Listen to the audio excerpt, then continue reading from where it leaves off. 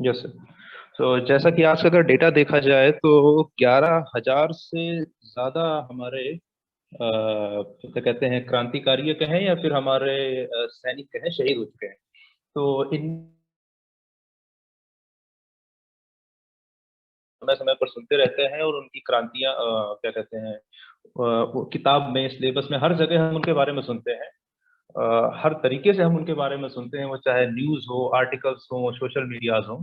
लेकिन कुछ हमारे ऐसे हीरोज हैं जिनका कहीं ना कहीं बहुत बड़ा योगदान रहा है, पर उनके बारे में हमारे समाज में वो जागरूकता नहीं है जो होनी चाहिए।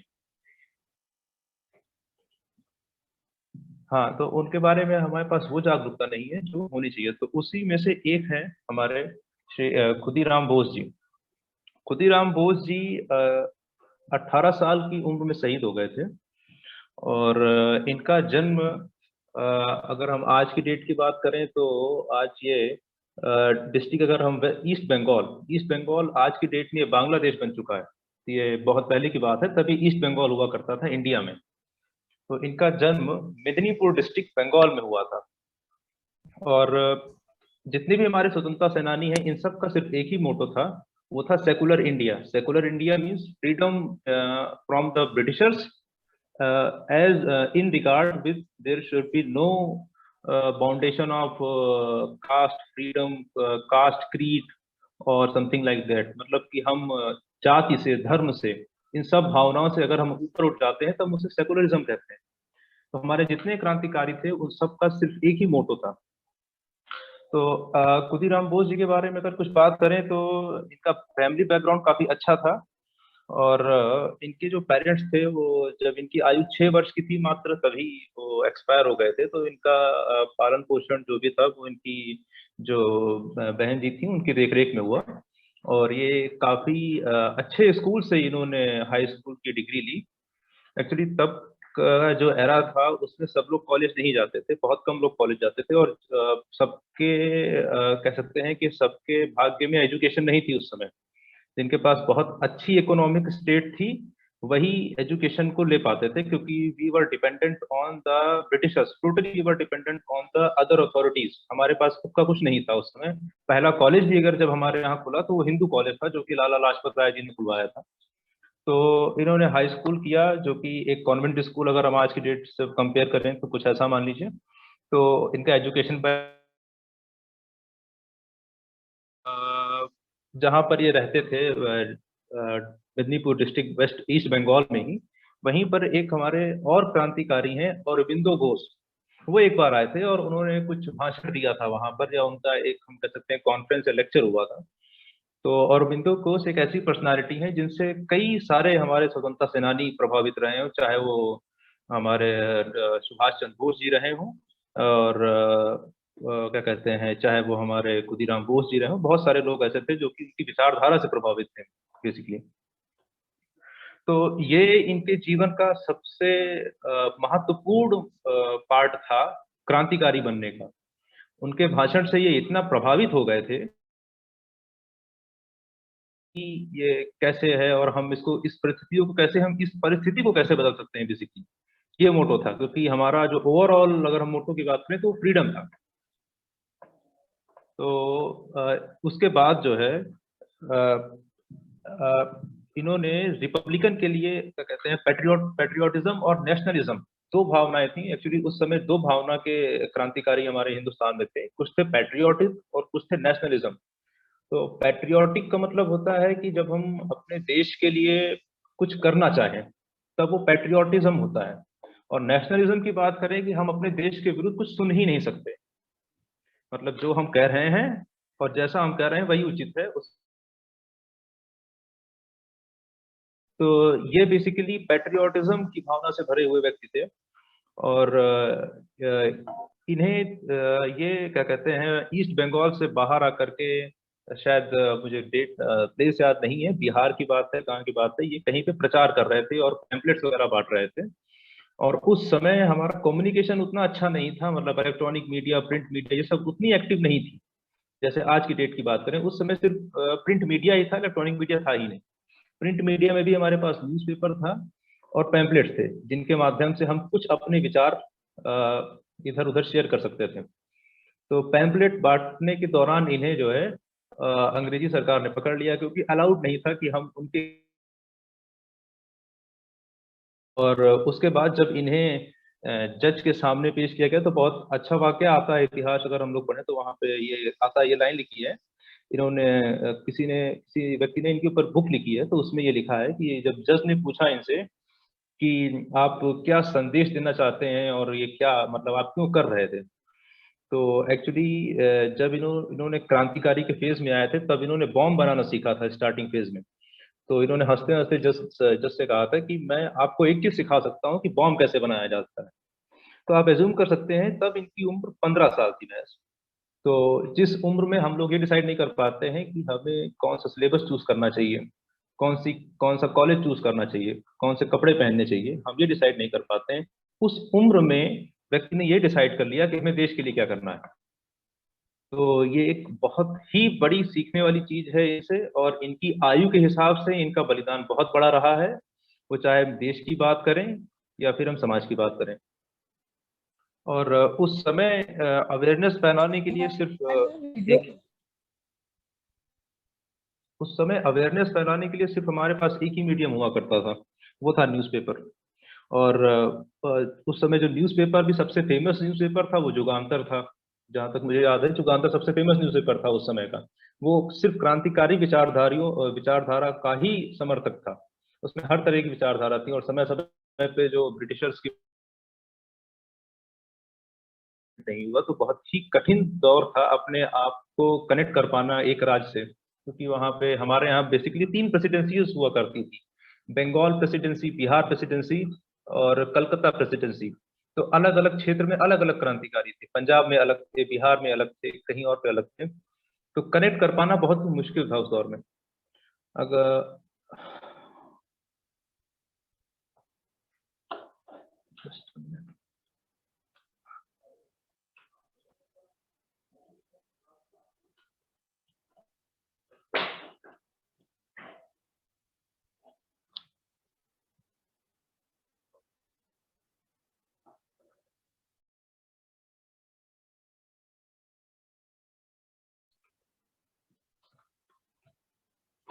अगर हम दूसरे क्रांतिकारी की बात करें तो हमारे पास जो दूसरा वैसे तो कई सारे क्रांतिकारी ऐसे हैं जिनके बारे में हमें कोई जानकारी नहीं, लेकिन समय का के अभाव को देखते हुए हम अगर दूसरे क्रांतिकारी की बात करें तो वो है हमारे अशफाक उल्लाह खान जी। इनका जन्म सन 1900 में हुआ था, और इनके फादर पुलिस में थे। तो हम ये एक चीज नोटिस कर सकते हैं अपने इतिहास से कि जितने भी हमारे फ्रीडम फाइटर्स थे वो गरीबी को लेकर के नहीं लड़ रहे थे। उनका बैकग्राउंड कहीं ना कहीं फाइनेंशियली काफी अच्छा था, मैक्सिमम की बात मैं कर रहा हूँ। और उनका जो मोटो था वो एक ही था, दैट वाज सेकुलर इंडिया। तो 1900 की बात है जब इनका जन्म हुआ, और उसके बाद ही गांधी जी जब आए भारत तो उन्होंने नॉन कॉपरेशन मूवमेंट यहाँ पे चलाया हुआ था। तो ये उनके मूवमेंट से बहुत ही प्रभावित थे, नॉन कॉपरेशन मूवमेंट से। और उस मूवमेंट के बाद ही इनके जीवन में क्रांतिकारी बनने का या फिर देश के प्रति कुछ करने की भावना तभी जागृत हुई। और उसके बाद जिसके हम कह सकते हैं कि लीडर हमारे यहाँ बिस्मिल जी थे। तो उस पार्टी का नाम था HRA, हिंदुस्तान रिपब्लिकन एसोसिएशन। उसको उन्होंने ज्वाइन किया, जिसका बाद में नाम मॉडिफिकेशन होकर के आता है हमारे सामने HSRA, हिंदुस्तान सोशलियम रिपब्लिकन एसोसिएशन। उसको उन्होंने ज्वाइन किया। और उसके बाद जो काकोरी घटना थी उसको उन्होंने अंजाम दिया। तो अगर हम बात करें अशफाक उल्लाह खान जी की, तो ये भी काफी एजुकेटेड थे, जिन्होंने हाई स्कूल तक की शिक्षा जो है वो इंडिया में ली। उसके बाद ये बाहर फॉरेन अप्रोच कर रहे थे बीटेक के लिए, इंजीनियरिंग के लिए, क्योंकि इनका ये मानना था कि ये इंजीनियरिंग करके कुछ बड़ा बदलाव ला सकते हैं हमारे स्वतंत्रता संग्राम में, या फिर देश के लिए कुछ बड़ा कर सकते हैं इंजीनियरिंग पढ़ के। तो फिर ये दिल्ली गए कुछ दिन के लिए, और वहां से क्योंकि तब पासपोर्ट वगैरह और जो भी सिस्टम रहा हो तो उसके लिए गए थे, और कोई इनका मित्र था और उसके यहाँ ठहरे हुए थे। तो ये इस भरोसे पे ठहरे हुए थे कि कोई रिवील नहीं करेगा, कोई बताएगा नहीं। लेकिन अंततः ऐसा हुआ नहीं, कुछ उल्टा हुआ और इन्हें जो है पुलिस ने वहां पे पकड़ लिया। और इनकी भी आयु लगभग 27 साल ही थी, क्योंकि 1927 की यह बात है। और तभी इन्हें हैंग टिल डेथ का ऑर्डर आ गया था कोर्ट से, क्योंकि ये एक काकोरी जो कांड था उसमें शामिल थे। तो इस वजह से, और वहीं से काकोरी कांड की जो फाइल थी वो बंद हो गई थी।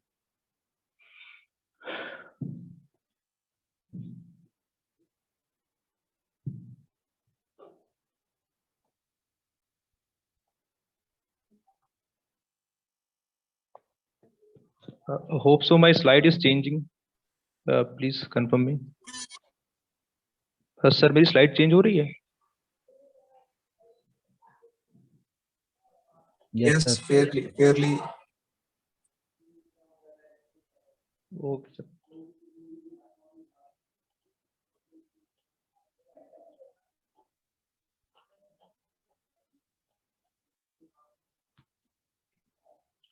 हमारे अगले जो फ्रीडम फाइटर हैं वो हैं करतार सिंह सराभा जी।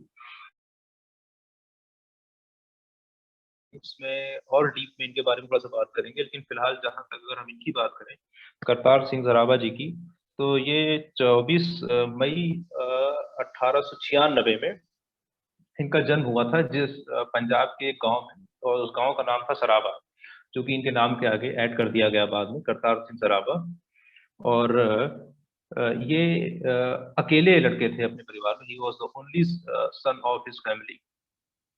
और इन्होंने भी जब हाई स्कूल तक की शिक्षा भारत में करी, एक्चुअली इनकी कहानी बहुत इंटरेस्टिंग तब हो जाती है क्योंकि ये हाई स्कूल की शिक्षा करने के बाद, इनका एजुकेशन बैकग्राउंड काफी अच्छा था, तो इनके घर वालों ने इन्हें फॉरेन भेजा। और तब ये यूएसए जब गए, अमेरिका गए, तो वहां पर जब ये एयरपोर्ट से नीचे उतरे, एक्चुअली जब तक ये हाई स्कूल में थे तो इनका बैकग्राउंड अच्छा होने की वजह से इन्हें कभी महसूस ही नहीं हुआ कि भारत गुलाम देश भी है। तो इन्हें ऐसा लगता था कि सब कुछ सामान्य है। लेकिन जैसे ही ये बाहर गए और इसके साथ एक ऐसा व्यवहार हुआ जो कि आमतौर पे वहाँ के नागरिकों के साथ नहीं होता था, इन्हें एक्स्ट्रा सिक्योरिटीज के थ्रू होकर के, चैनल के थ्रू होकर के बाहर जाना पड़ा। और कुछ ऐसा हुआ जिससे ये प्रतीत हुआ कि ये कहीं अलग से है। और बाद में जब इन्होंने बात करी और पता लगा, तो ऐसा लगा कि मतलब तब इन्हें एक्चुअली में रियलाइज हुआ कि जब मेरा ये हाल है, तो हमारे देश में जो अन्य लोग हैं जो कि गरीब हैं, उनका क्या हाल होता होगा वहां पर। और वहां पर ये एक्चुअली बाहर गए थे पढ़ाई करने के लिए। एक बार्टले यूनिवर्सिटी करके है अमेरिका में, वहां से इन्होंने पढ़ाई करी थी अपनी आगे हाई स्कूल के बाद की। तो वहां से इन्होंने वहीं पर रह करके, कई सारे और भी लोग थे भारतीय जो वहां पर रहते थे, तो वहां पर जब ये उनसे मिले, तो वहीं से इन्होंने गदर पार्टी की फॉर्मेशन की भी शुरुआत कर दी थी, जो कि 1913 में गदर पार्टी का निर्माण हुआ था। और वहीं से इनके कैरियर की शुरुआत हुई। अगर हम बात करें फ्रीडम फाइटर्स की, या अगर हम बात करें स्वतंत्रता की, तो वहीं से इनके कैरियर की शुरुआत हुई, the university of Bartley in America. और वहां पर जब इन्हें पता लगा कि हिंदुस्तान की इतनी दयनीय स्थिति है, और मिडिल क्लास और lower class is like, we can say they were just like,